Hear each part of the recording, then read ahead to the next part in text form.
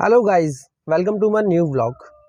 आज हम लोग जा रहे हैं अपनी गाड़ी को दिखाने के लिए। वैसे मेरी गाड़ी जो है मारुति ए स्टार करीब 13.5 साल पुरानी है। और इतनी साल गाड़ी पुरानी जब हो जाती है तो उसमें कुछ ना कुछ अब कमियां निकलने ही लगती हैं। 1.5 साल बचा है गाड़ी को एक्सपायर होने का। ये जो गाड़ी है अचानक से इसने ब्लैक स्मोक देना स्टार्ट कर दिया है। परेशान थोड़ी कर रही है, कई बार पिकअप नहीं लेती, कई बार और भी प्रॉब्लम स्टार्ट हो जाती हैं। तो टाइम से दिखा लेते हैं तो उसमें क्या है, ज़्यादा बड़े खर्चे नहीं बनते। तो बस आज जा रहे हैं हम एक मैकेनिक के पास।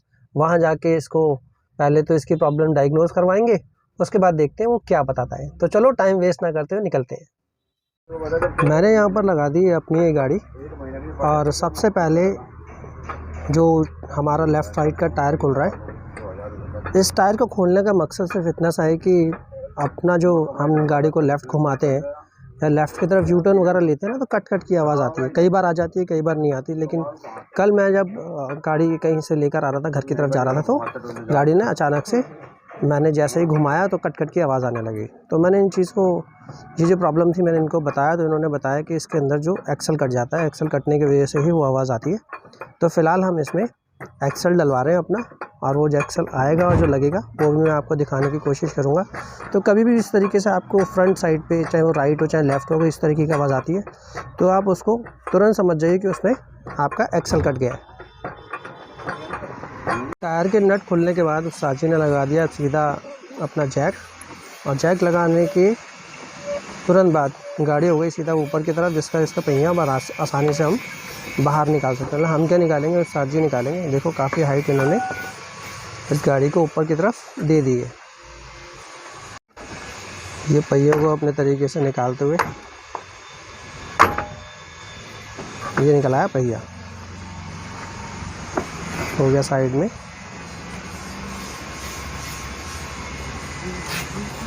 एक्सल चेंज करने के लिए हम लोग सीधा यहाँ से अपना नट बोल्ट खोलेंगे, जैसे कि उस्ताद जी खोल रहे हैं। मैं गौर से और करीब से दिखाने की कोशिश करता हूँ। इस तरीके से यहाँ पे इसका सबसे पहले नट खोलेंगे। यहाँ पे आप देख ही सकते हो ब्लैक कलर की जो रबड़ कटी हुई है इसके अंदर, इसे एक्सल बोलते हैं। और ये गया है कट। तो बस यही चेंज होने वाला है। और ये चेंज होते ही जो कट कट की आवाज़ आने स्टार्ट हो जाती है, कई बार हम लेफ़्ट या राइट मोड़ते हैं, बंद हो जाएगी। तो उस्ताद जी यहाँ पर अपना पाना लगा के इसको खोल लेंगे। ये आप देख ही सकते हो।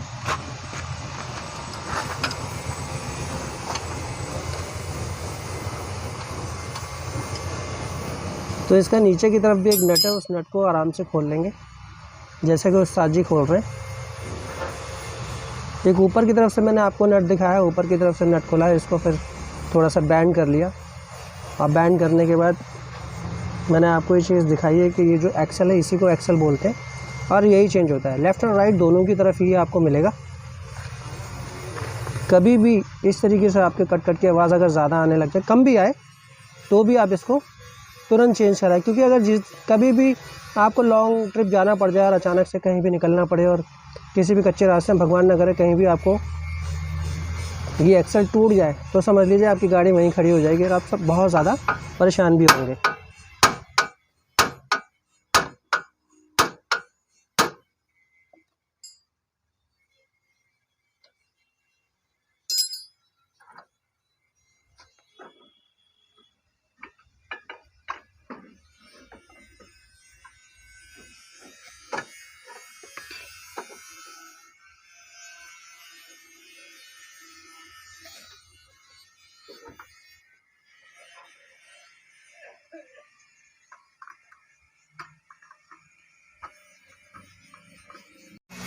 इस तरीके से भी अंदर की तरफ इसमें कोई एक और नट होगा, या हो सकता है ऑयल वगैरह शायद ही निकालेंगे। ये निकल गया, और वो आप सामने देख सकते हो, उस परात के अंदर ऑयल टपकने लगा। और ये निकल आया हमारा सामने एक्सल। इस तरीके का एक्सल होता है।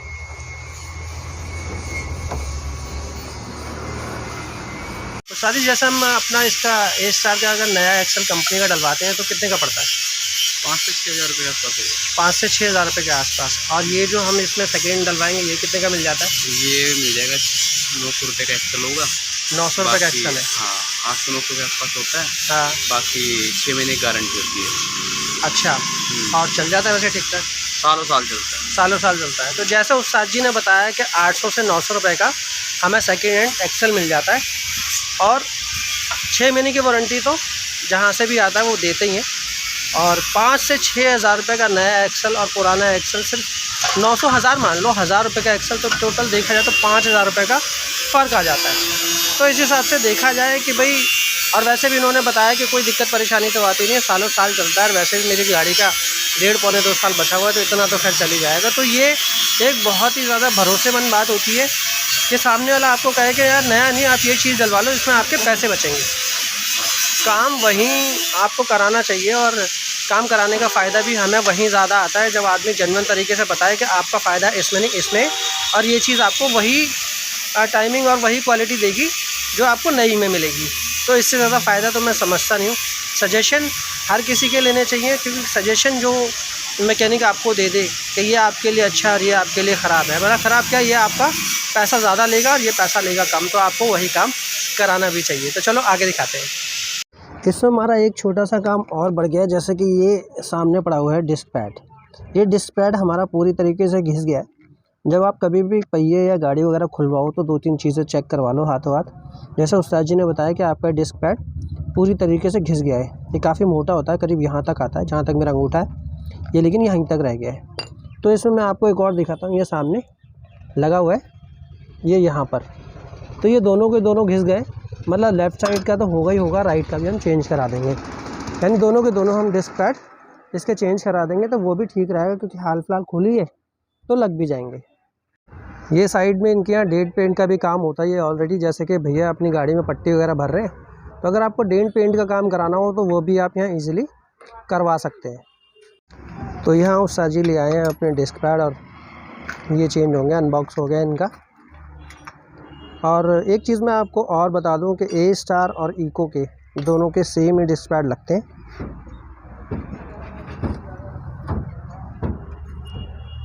और कुछ ज़्यादा फ़र्क नहीं होता है, सिर्फ छोटे मोटे ही फ़र्क होता है। जैसे वैगनार और ए स्टार में 19-20 का ही फ़र्क आता है फिटिंग का, बट इको और ए स्टार में आपको सेम ही मिलेगा।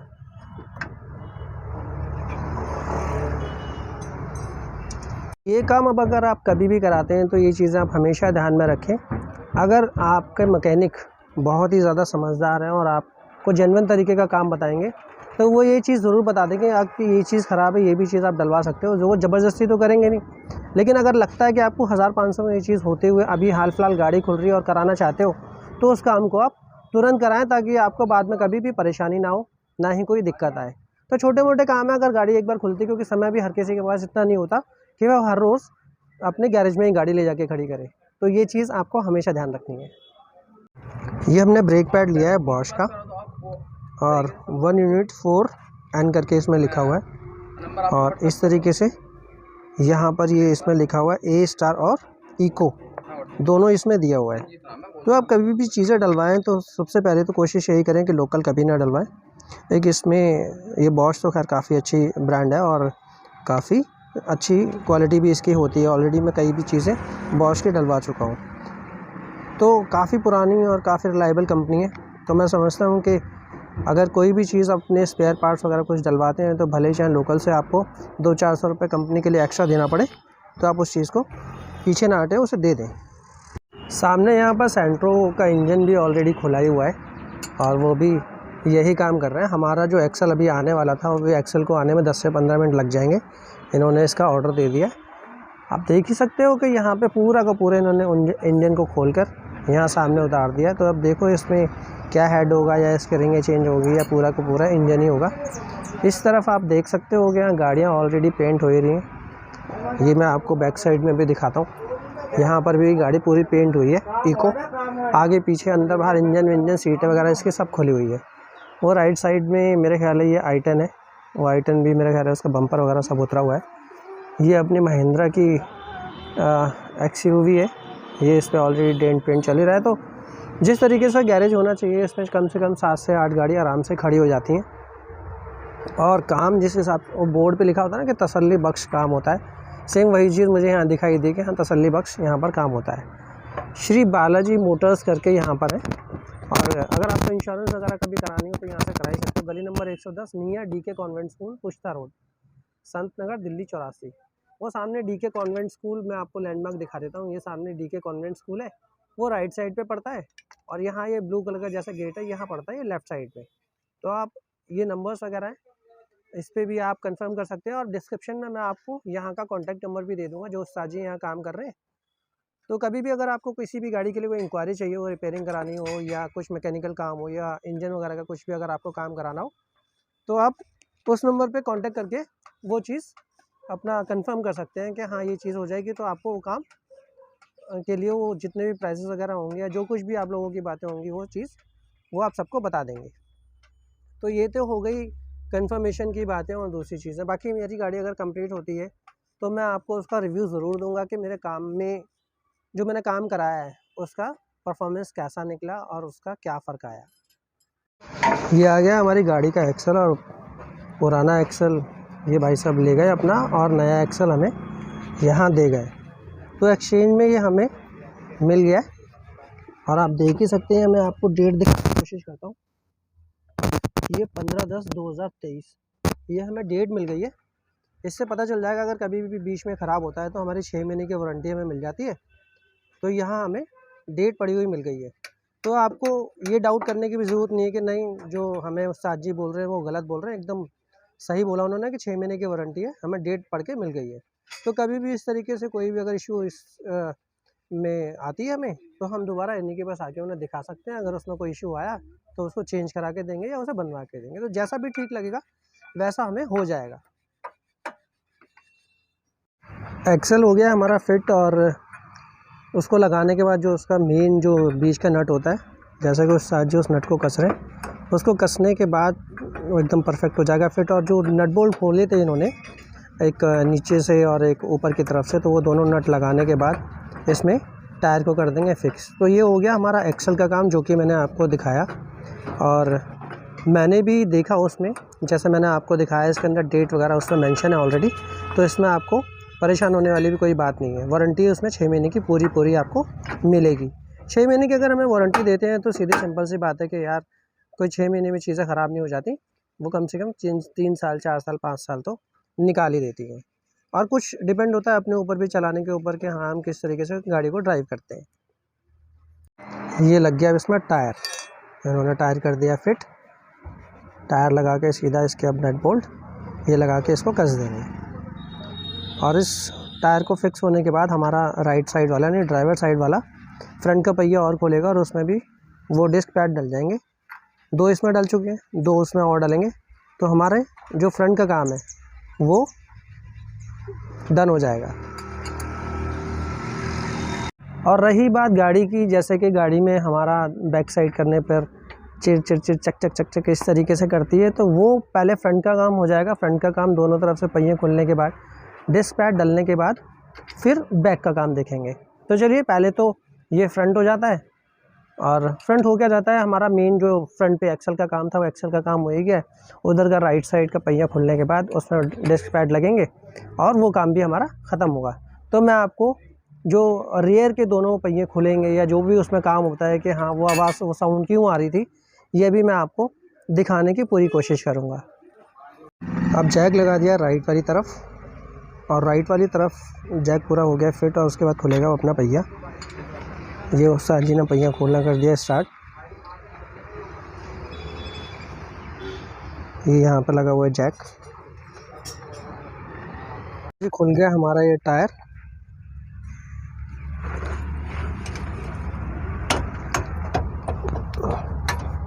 यहाँ इसका नट बोल्ट खोल के बट उसमें डलेगा फिर डिस्क पैड। ये निकल गए पुराने इसमें, और ये भैया ने लगा दिए नए।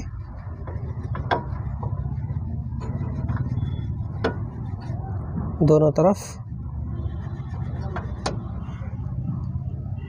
ये हो गया लॉक, और लॉक करने के बाद इसमें लगा देंगे नट बोल्ट। दूसरे हमारे फ़िलहाल राइट के डिस्क पैड भी चेंज हो गए। ये लग गया हमारे गाड़ी में टायर बिल्कुल फिट कर दिया इन्होंने, और जैक कर दिया यहाँ पर इन्होंने लूज़। तो चलो हमारा फ्रंट का तो काम हो गया, दोनों टायरों के अंदर हमारे डिस्क पैड डल गए, टायर भी फिट हो गए। अब हमारा बचा ये बैक साइड वाला काम। ये टायर और खुलेंगे और ये टायर खुलने के बाद ये चूँ चूँ की आवाज़ बैक साइड पे क्यों करती हैं, ये भी चीज़ें हमें पता चलेगी खुलने के बाद। तो ब्रेक शू का काम है या कुछ और काम है वो उस्ताद जी हमें थोड़ी देर में बताएंगे। ये हमारी कार के साथ एक सेंट्रो भी खड़ी हुई है। देखो उसका इंजन ये लोग उठा के वापस उस गाड़ी में लगाएंगे। इंजन को बनाया गया है, इंजन को बनाने के बाद ये 3 लोग लगते हैं इसको इंजन को फिट करने के लिए, यानी इतना भारी है। ये तीनों लोग लगे हुए हैं उस इंजन को गाड़ी में फिट करने के लिए, मतलब उस पर रखने के लिए। एक बार रख लेंगे तो फिर तो उसके बाद नट बोल्ट से कस ही देंगे। काफ़ी ज़्यादा भारी है जिस हिसाब से मैं देख रहा हूँ। 3 लोग लगे हुए हैं, ना करते मैं समझता हूँ इसमें होगा करीब 150 किलो से ज़्यादा का वज़न। उतारने में जितनी मुश्किल लगती है लगाने में उससे भी ज़्यादा मुश्किल होती है। जैसा कि सेंट्रो का इंजन इन्होंने यहाँ पे एकदम फिट कर दिया। अब फिट करने के बाद आ गई है अपनी गाड़ी की बारी। तो रेयर साइड में ये आ गया जैक। हमारे आगे भी एक गाड़ी लग गई है डेंट पेंट के लिए, नई कार आ गई है, आगे से कहीं लग गई जिसका डेंट पेंट होगा। तो फ़िलहाल अपनी गाड़ी पे यहाँ पे जैक लग गया है, थोड़ी ढलान पे खड़ी हुई है। जैक लगने के बाद ये थोड़ी सी उठ जाएगी तो इसके दोनों पहिए ईज़िली खुल जाएंगे। ये खुल गया पहला टायर के नट बोल्ट खोल के ये इन्होंने टायर कर दिया साइड में।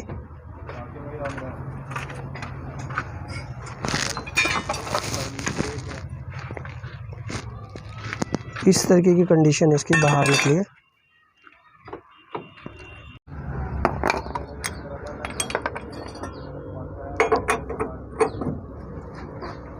अब इसके बीच का जो मेन नट होता है उसको खोलने के बाद फिर शायद इसके कैप खोलेंगे।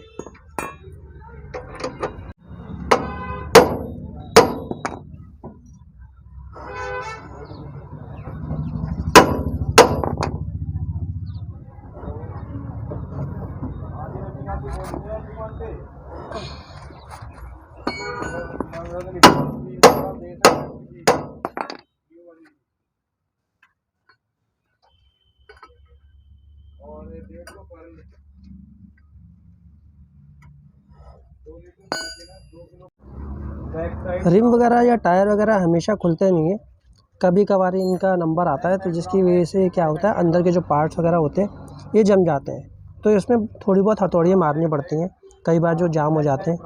तो थोड़ी बहुत हथौड़ी जब मारेंगे ना तो वो अपनी जगह अंदर से छोड़ देते हैं और नट बोल्ट आराम से खुल जाते हैं, मतलब इनकी जो प्लेटें होती हैं वो ईज़िली खुल जाती हैं।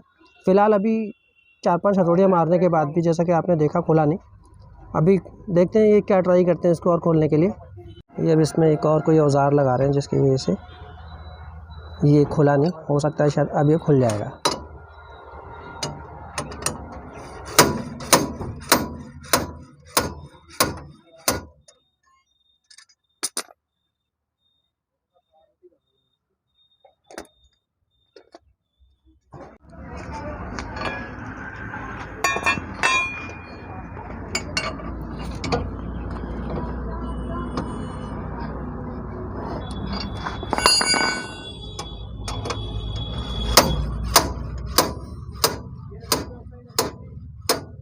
लॉजिक खुल गया।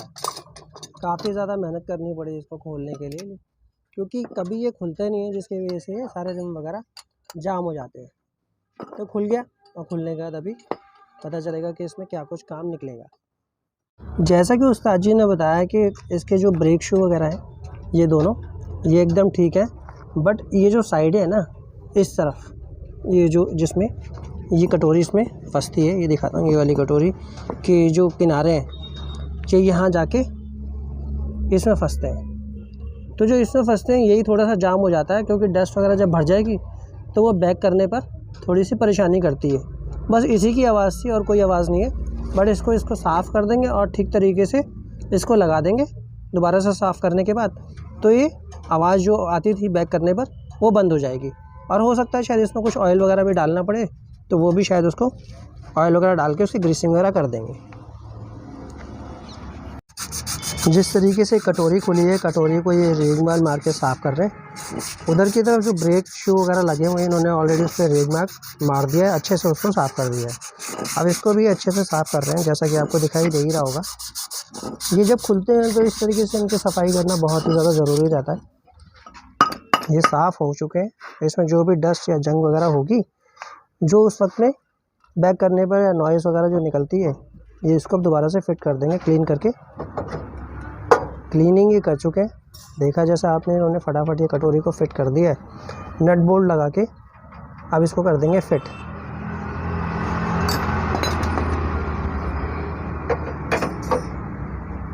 ये लग गया इसका टायर, ये तो हुआ लेफ़्ट वाला काम। टायर लगने के बाद इसमें नट बोल्ट लगा के ये हमारा हो गया लेफ़्ट का कंप्लीट काम। अब रह के खाली लेफ़्ट का। लेफ़्ट में भी मेरे ख्याल है यही चीज़ निकलेगी, बाकी अगर कुछ और भी काम होगा तो वो भी करवाया जाएगा। तो फ़िलहाल अगर कभी भी इस तरीके से आपको बैक साइड अपनी गाड़ी को बैक करने पर अगर आपको नॉइज़ मिलती है, किचर किचर या कुछ करती है, तो आप उसको इग्नोर ना करें, आप उसको टाइमली दिखाएं, क्योंकि पता नहीं कब कहाँ आपको वो चीज़ फ़ेस करनी पड़ जाए जो आप फ़ेस ना करना चाहते हो। तो भरोसेमंद मैकेनिक के पास काम कराना बहुत ही ज़्यादा ज़रूरी होता है। फ़र्स्ट टाइम अगर आप कहीं भी काम कराते हैं तो उसमें थोड़ा सा टाइम दें और काम को कराएँ। आपको खुद पता चल जाएगा कि हाँ, टेक्निकल और मैकेनिकल काम कितने ज़रूरी होते हैं और भरोसेमंद लोगों पर ही वो कराए जाते हैं। तो फ़िलहाल मैं यहाँ आपका काम कराने का पूरा रिव्यू दूंगा कि मेरा यहाँ का एक्सपीरियंस कैसा रहा काम कराने का। अगर आप दिल्ली में रहते हैं, दिल्ली में अगर दिल्ली चौरासी और आसपास के एरिया में रहते होंगे तो खैर आप इनको जानते होंगे। हो सकता है अगर आप नहीं भी जानते हो तो डिस्क्रिप्शन में मैं आपको इनका नंबर मेंशन करूँगा, उसमें आपकी कोई भी इंक्वायरी हो तो वो आप इनसे क्लियर कर सकते हैं। अब शुरुआत हो गई है हमारे राइट वाले टायर के खुलने की। सेम वही वो हमारा टायर यहाँ पे खुल के बाहर रख दिया गया और उसकी जो प्लेट बाहर आ गई। सेम उसी तरीके से खुलेगा। पहले उसका जो छोटा सा कैप है उसको खोलेंगे, उसके अंदर एक और बड़ा सा नट है, उस नट को पहले खोला जाएगा।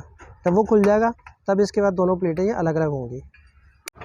जैसा कि इन्होंने काफ़ी बड़ा सा औजार लगा के इस बीच वाले नट को खोल रहे हैं। पहले ये खुलेगा तब जाके हो सकता है शायद वो नॉर्मल भी खुल जाए, हो सकता है शायद उसमें 2-4 हथौड़ी बजाने भी पड़े, क्योंकि जो ढीठ सामान होते हैं, चाहे वो इंसान हो या सामान हो, वो थोड़ा सा पिटा के ही खुलते हैं। ये जैसे 2-3 हथौड़ी इधर लगी, 2-3 इधर लग गई, ये भी थोड़ा जाम ही है। सेम वही पैटर्न इस वाले रिम पे भी आजमाया गया है। जैसे कि उन्होंने ये इस टाइप की जो मशीन लगाई, ये हुक पुलर, इसको पुलर बोलते हैं, ये लगाया और इस तरीके से इसको प्रेस कर करके उस प्लेट को दूसरी प्लेट से हटा देंगे।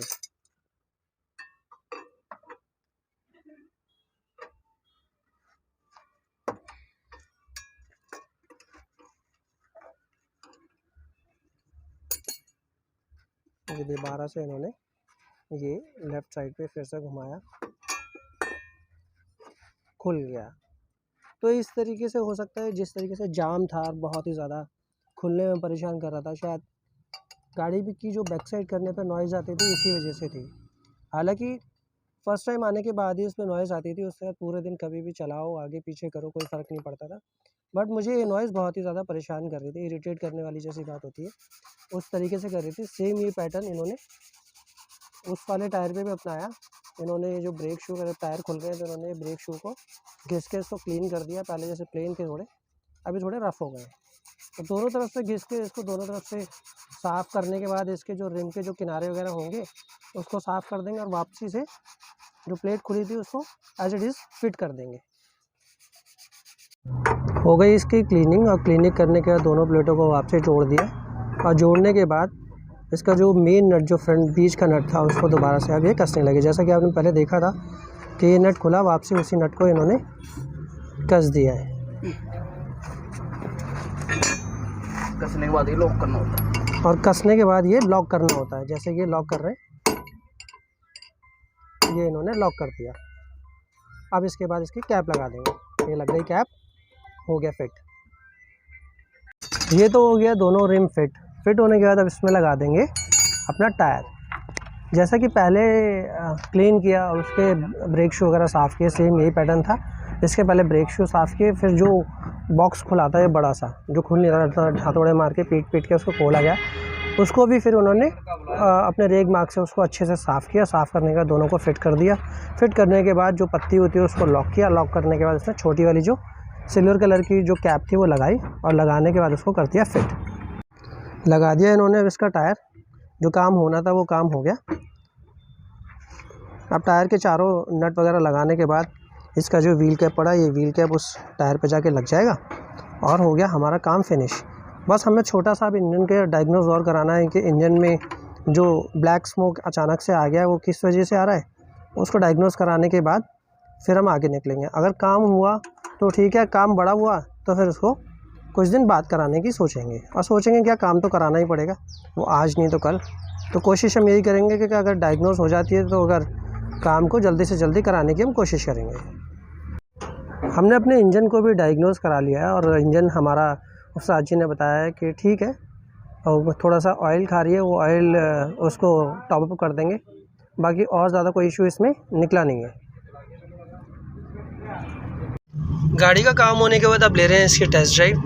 और ये भी बहुत ज़्यादा ज़रूरी पार्ट है इस चीज़ का कि अगर कोई भी हम गाड़ी का काम कराते हैं, चाहे वो टायर का हो या ब्रेक का हो या किसी भी चीज़ का हो, तो एक बार लास्ट में जब सारा काम फिनिश हो जाता है उसके बाद ट्राई लेनी बहुत ज़्यादा ज़रूरी होती है। वो भी इसलिए कि हाँ, कुछ काम बचा तो नहीं है, कोई साउंड वगैरह या कुछ और, या ब्रेक वगैरह लगने में या एक्सीलेटर वगैरह देने में कोई कमी पेशी अगर होती है तो वो उसको ट्राई में ही पता चल जाता है, और वो उस चीज़ को डायग्नोज करके उसे कर देते हैं ठीक। तो ये होता है ट्राई लेने का नज़रिया। बहुत लोग जो होते हैं वो अपने बाकी लोगों से बोल देते हैं, लेकिन यहाँ हमारे उस्ताद जी खुद उस चीज़ को डायग्नोज कर रहे हैं हमारे साथ बैठ के। तो इस चीज़ का बहुत फ़र्क पड़ता है, क्योंकि एक्सपीरियंस जो होता है वो एक अलग ही सामने वाले को दिखाई देता है कि हाँ, हमारा वो किस हिसाब से काम कर रहा है। तो हमारे आगे गाड़ी चल रही है। बस हम लोग अभी चलते चलते इस चीज़ का आपको रिव्यू भी मैं दे दूँगा कि हाँ, हमें इस गाड़ी को चलाने का कितना ज़्यादा फ़र्क आया। जैसे मैं पहले चला रहा था और तुरंत इस बात को काम कराने का, उसमें मुझे क्या फ़र्क मिला पहले में और अब में। गाड़ी का हमारा काम हो गया एकदम परफेक्ट, जैसा कि हमें चाहिए था। और पहले जैसे हमारी गाड़ी लूज़ चल रही थी ना, एक्सल डलने के बाद वो और ज़्यादा अच्छे से टाइट हो गई है। एक्सल डला प्लस उसकी ब्रेक पैड डले, तो इनसे गाड़ी पर बहुत ज़्यादा फ़र्क पड़ा, जैसा भी हमने ट्राई ली। और कभी भी आपके पास इस तरीके का अगर कोई भी काम होता है, छोटे मोटे काम के लिए भी अगर कोई पहिए वगैरह खुलते हैं, तो उसमें आप डिस्क पैड चेक करा सकते हैं कि हाँ, क्या डिस्क पैड डलने लायक है या नहीं है। या आप छोटा मोटा कोई भी अगर पीछे के पहिए खुलते हैं तो आप उसमें अपना ब्रेक शू वगैरह जो होते हैं उसको आप क्लीन करा लें। तो टाइमली भी अगर आप ये काम करा लेते हैं, जैसे कभी सर्विस पे देते हैं, तो ये चीज़ आप ज़रूर कराएं, ताकि साथ के साथ सर्विस के आपके ये भी काम हो जाए। लेबर कोई ज़्यादा लगती नहीं है, जो भी लेबर 300-400 रुपये की लेबर उसमें लग जाती है, लेकिन उसमें सेफ्टी भी आपकी है। तो आपको हमारा ये वीडियो कैसी लगी? वीडियो को लाइक कीजिए, शेयर कीजिए और मेरे चैनल को सब्सक्राइब कीजिए। और हाँ, अगर अच्छी लगी हो तो भी कमेंट कीजिए, और अच्छी ना लगी हो तो भी कमेंट कीजिए। उस्ताद जी का नंबर मैं आपको डिस्क्रिप्शन में ज़रूर दे दूँगा। अगर आप आसपास हैं, 8 से 10 किलोमीटर के आसपास भी रहते हैं, या कहीं बाहर से भी आप काम कराना चाहते हैं, या आपकी अगर कोई इंक्वायरी है वो इंक्वायरी भी करना चाहते हैं, तो वो आप इनसे करवा सकते हैं। नाम और नंबर, मैं इनका नंबर डिस्क्रिप्शन में आपको दे दूँगा। तो चलिए मिलते हैं किसी नेक्स्ट वीडियो में। Bye bye.